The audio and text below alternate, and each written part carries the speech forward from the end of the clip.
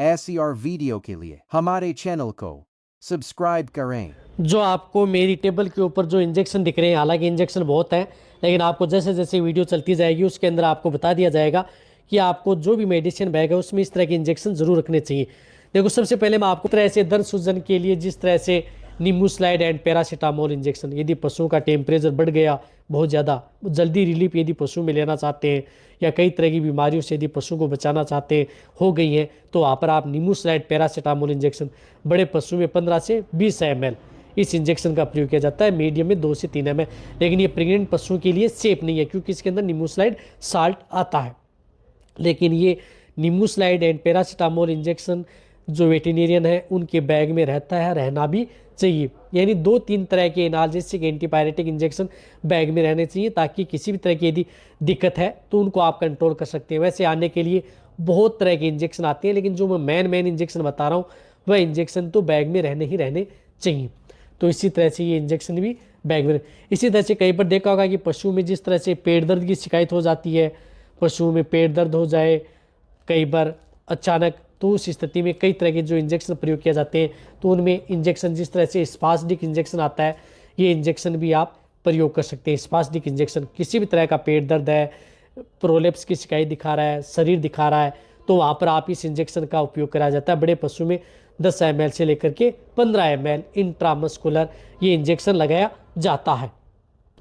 या इसी के साथ जिस प्रकार से पिटोफेन प्लस है, स्पास्टिक न रखें तो पिटोफेन प्लस भी रख सकते हैं, जो VSPL का आता है, जिसके अंदर जो ये किसी भी तरह का पशु में पेट दर्द सूजन आ गई है, ज़्यादा दर्द कर रहा है, तो वहाँ पर ये इंजेक्शन लगाया जाता है। तो इस तरह का इंजेक्शन भी पशुओं के लिए बहुत ही ज़्यादा ज़रूरत है। इनमें से कोई सा भी इंजेक्शन आप रख सकते हैं, दोनों इंजेक्शन की जरूरत नहीं है, एक इंजेक्शन पशुओं के लिए ज़रूर रहना चाहिए। इसी तरह से फास्फोरस का इंजेक्शन, ये फास्फोरस का इंजेक्शन बहुत ज़्यादा जरूरी है। फास्फोरस का इंजेक्शन जिस तरह से कई बार पशुओं में जिस तरह से यूरिमिन इंजेक्शन, सोडियम एसिड फास्फेट, ये इंजेक्शन ज़रूर रहना चाहिए बैग में, क्योंकि किसी भी तरह की फास्फोरस डेफिशिएंसी हो जाए, कई बार पशु में ब्याने के बाद में पेशाब के साथ खून आ रहा है, कमज़ोर है पशुओं में, या कई अदर कोई दिक्कत हो जाती है, फास्फोरस की डेफिशिएंसी की वजह से कई बार पशु गर्भ नहीं ठहर पाते हैं, तो वहाँ पर आप AIY नेचुरल करा रहे हैं उसमें भी आप इंजेक्शन लगा सकते हैं। या कई तरह की मेटाबॉलिक डिजीज़ है, ketosis, milk fever, other PPH, उन सभी में आप इस इंजेक्शन का प्रयोग कर सकते हैं। बड़े पशुओं में 15 से 20 ml इंट्रामस्कुलर व इंट्राविनस ये इंजेक्शन लगाया जाता है। छोटे में 2 से 3 ml, मीडियम में 5 से 7 ml। तो ये इंजेक्शन भी ज़रूर बैग में रहना चाहिए।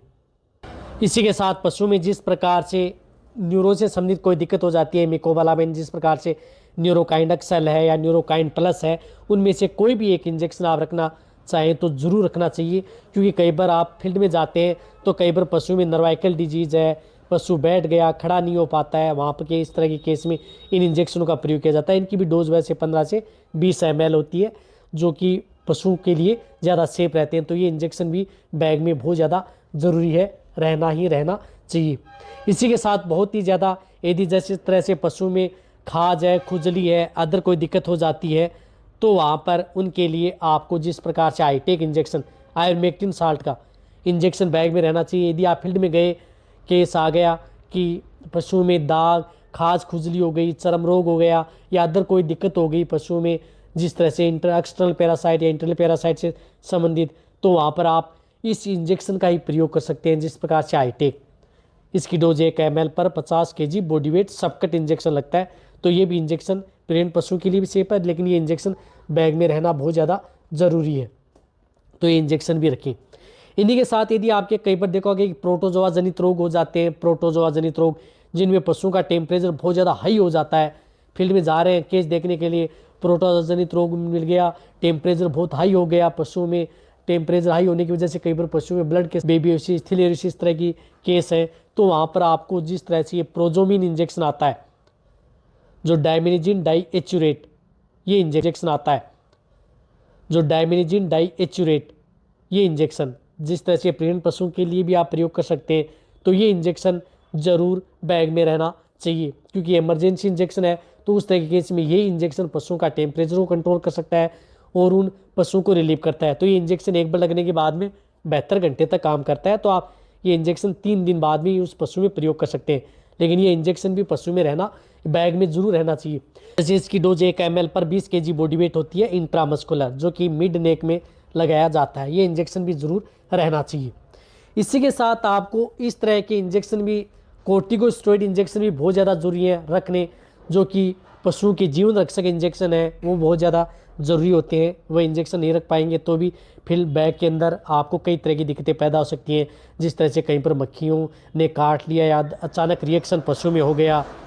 तो जिस तरह से डेक्सोना इंजेक्शन आता है, डेक्सामेथासोन साल्ट का इंजेक्शन, ये जरूर रहना चाहिए। बड़े पशु में 5 ml इंट्रामस्कुलर लगाया जाता है। डेक्सोना इंजेक्शन का क्या काम है वह भी आपको बताया गया है, तो ये इंजेक्शन बैग में जरूर रहना चाहिए।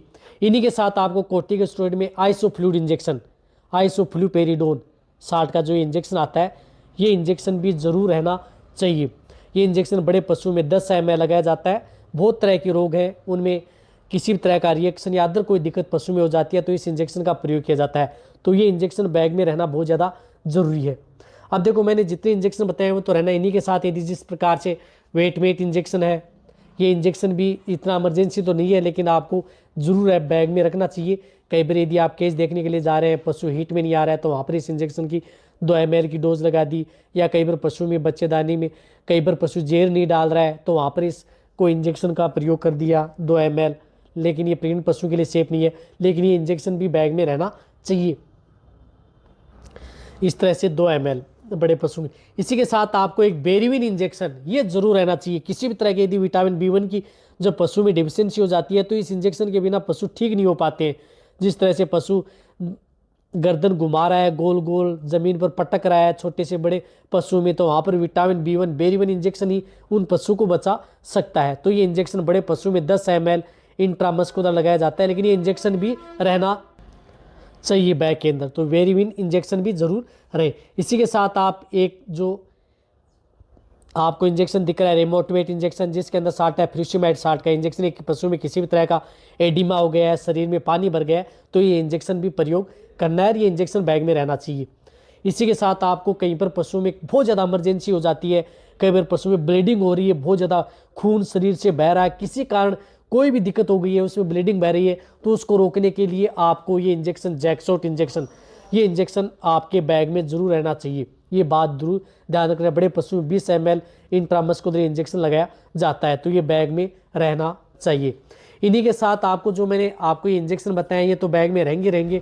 साथ में आपको इंजेक्शन के तौर पर जिस प्रकार से CBG कैल्शियम बोरोग्लूकोनेट, ये इंजेक्शन जिस तरह से पशु में मिल्क प्योर हो गया या अदर जिस तरह से पशु बैठ गया, तो ये कालबोरल यदि आप प्रयोग नहीं करेंगे तो पशु में रिजल्ट नहीं मिल पाएगा।